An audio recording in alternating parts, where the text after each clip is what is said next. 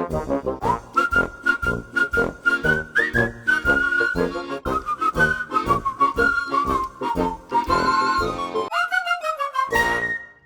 osteokinematic motion of the knee is flexion. In order to flex, she will bring her heel to her gluteus maximus. There are three prime movers for knee flexion. They are the biceps femoris, semimembranosus, and semitendinosus, or better known as your hamstrings. The first muscle we're going to talk about is the biceps femoris. The long head originates on the ischial tuberosity, and the short head originates on the lateral linea aspera. The biceps femoris inserts on the lateral head of the fibula. The long head is innervated by the tibial nerve L5, S1, S2, and the short head is innervated by the common fibular nerve L5, S1, S2. In order to palpate the biceps femoris, I'm going to have Shanna flex against resistance, find the biceps femoris tendon, run my fingers up to find the muscle belly, then I'll have her relax, flex again, and that will push the biceps femoris muscle into my fingers. Next, I will be stringing the biceps femoris muscle. It will originate on the ischial tuberosity, insert on the fibular head. As I pull up on the string, this will cause knee flexion. The next muscle we're going to talk about is the semimembranosus. The semimembranosus originates on the ischial tuberosity, and it inserts on the posterior medial condyle of the tibia. The semimembranosus muscle is innervated by the tibial part of the sciatic nerve coming from the nerve roots L5 and S1. In order to palpate the semimembranosus, I'm going to have Shanna flex against resistance. I'm going to find the semitendinosus because it's more superficial. Slide my fingers off medially onto the semimembranosus tendon. I'll run my fingers up onto the semimembranosus muscle belly. I'll have her relax and then flex against resistance again to feel the semimembranosus pop into my fingers. Next, I will be stringing the semimembranosus muscle. This originates in the ischial tuberosity, inserts in the posterior medial condyle of the tibia. As I pull the string up, this causes the semimembranosus to contract and causes knee flexion. The last prime mover we are going to talk about for knee flexion is the semitendinosus muscle.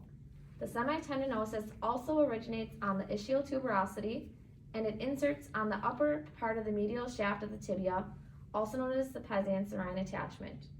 The semitendinosus is innervated by the tibial part of the sciatic nerve coming from the nerve roots L5, S1. In order to palpate the semitendinosus, I will have Shanna flex against resistance.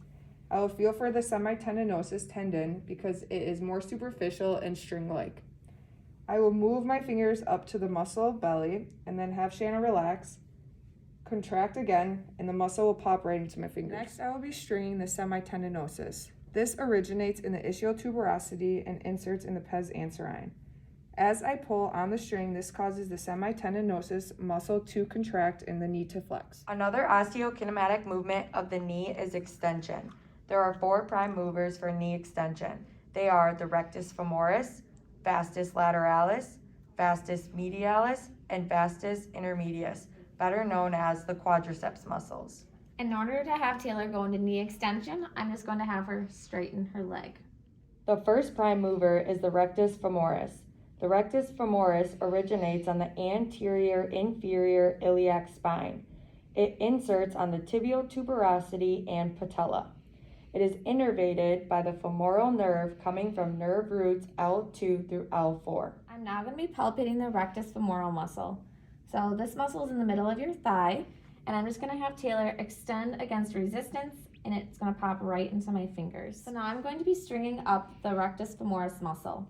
I'm going to start by finding her AIIS for the origin, and I'm going to have the other end of the string insert on the patella and tibial tuberosity. When I pull the string up, this is going to cause the rectus femoris to contract and the knee to extend. The second prime mover is the vastus lateralis. It originates on the greater trochanter and inserts on the tibial tuberosity and patella. It is innervated by the femoral nerve coming from nerve roots L3 and L4. I am now going to be palpating the vastus lateralis muscle. So since the vastus lateralis is on the lateral part of the thigh, I'm going to place my fingers there and have Taylor extend her knee against resistance, and the muscle belly will pop into my fingers. I am now going to be stringing up the vastus lateralis muscle. I'm going to place the string on her greater trochanter and the other end of the string by her tibial tuberosity and patella. When I pull the string up, the vastus lateralis is going to contract, extending the knee. The third prime mover is the vastus medialis. It originates in the intertrochanteric line and inserts on the tibial tuberosity and patella. It is innervated by the femoral nerve coming from nerve roots L3 and L4. I am now going to be palpating the vastus medialis. I'm going to be placing my fingers on the medial part of her thigh since that's where it is located. And then I'm going to have Taylor extend her knee against resistance. As you can see, this teardrop shaped muscle popped right into my fingers. I am now going to be stringing up the vastus medialis. I'm going to be placing this end of the string on the intertrochanteric line of the femur and this other end of the string by the tibial tuberosity and patella. When I pull the string up, the vastus medialis will contract, causing the knee to extend. The fourth prime mover is the vastus intermedius. It originates on the anterior and lateral surface of the femur and inserts on the tibial tuberosity.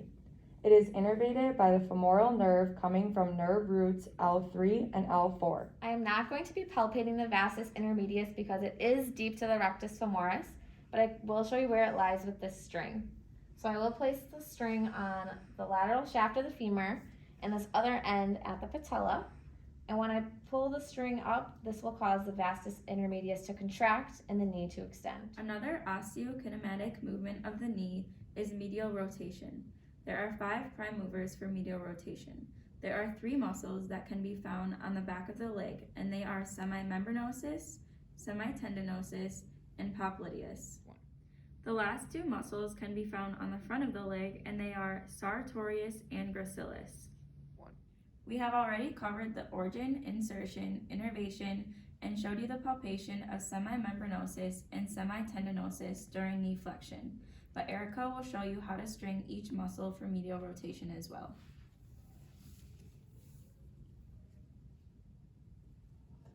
And then this is just a slight movement. We have already covered the origin, insertion, innervation, and showed you the palpation of semimembranosus and semitendinosus during knee flexion, but Erica will now show you how to string each muscle for medial rotation as well, starting with the semimembranosus. Okay, so this originates on the ischial tuberosity and inserts on the posterior part of the medial condyle. And then this is just going to demonstrate medial rotation. It's just going to be a very slight movement. Now I'm going to be stringing the semitendinosus muscle. It originates on the ischial tuberosity and inserts on the pes anserine group. And as we string this muscle, you can also see a little slight movement for medial rotation. I'm going to be placing this flannel underneath her leg, and this is going to just make her knee become hyper extended. And then what I'm going to do is I'm going to have my hand here, and she's going to resist flexion, and the popliteus is just going to pop into my hand. So now I'm going to be stringing the popliteus muscle. The origin is the lateral condyle of femur and lateral meniscus. It inserts on the posterior surface of the tibia, and when you pull the string, you're going to see a slight movement for medial rotation. Another prime mover for medial rotation is the sartorius. The sartorius originates in the anterior superior iliac spine, and it inserts on the upper medial surface of the tibia. It is innervated by the femoral nerve from nerve roots L2 and L3. In order to palpate the sartorius muscle, I'm going to have her leg bolstered on my leg so the sartorius muscle is more accessible. It originates on the anterior superior iliac spine, inserts on the upper medial surface of the tibia, and in order to palpate the muscle belly, I'm going to push my fingers here and have her push against my resistance so the muscle belly pops into my hand. In order to string the sartorius muscle, I'm going to place a string on the AS, IS, and the upper medial surface of the tibia, and then when you pull the string, you're going to see a slight movement for medial rotation. The last prime mover of medial rotation is the gracilis. It originates on the inferior ramus of the pubis, and it inserts on the upper part of the tibia on the medial surface. It is innervated by the obturator nerve from nerve roots L2 and L3. In order to palpate the gracilis, I am going to have her leg again bolstered. This is making sure that the gracilis is more accessible.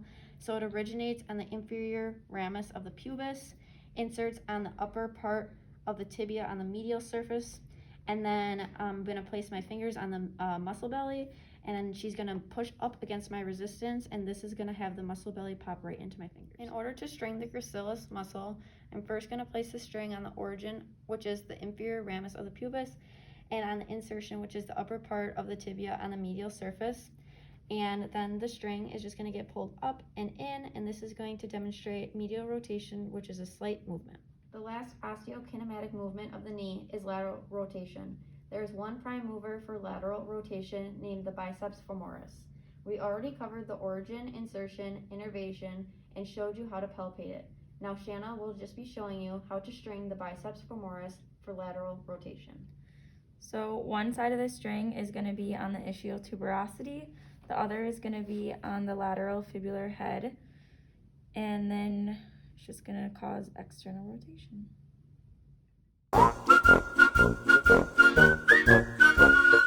are now going to be covering the arthrokinematics of knee flexion. We will show both open and closed chain movements. For a knee that is fully extended, to move into flexion, the joint must first internally rotate slightly to unlock. For open chain movement, the tibia will glide and posteriorly roll onto the femur in the same direction. So on a real leg, this is what it'll look like. For closed chain movement, the femur will roll anteriorly and glide posteriorly on the tibia. So this will be like a stand to sit. Moving on to the arthrokinematics of knee extension, we will again be showing you both open and closed chain movements.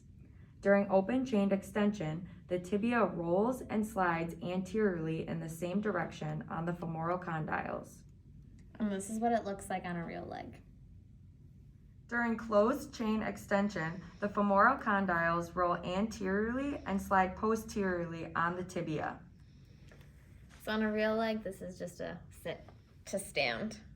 When the knee gets into the end range of extension, it will externally spin in order to lock the knee and prevent further hyperextension. As seen before in the arthrokinematics of knee flexion and extension, the knee will go through internal and external rotation to unlock and lock the knee. Caitlin will show you these motions one more time. So when fully extending, the femur is going to externally rotate. And when you're unlocking, it's going to internally rotate and then roll and glide.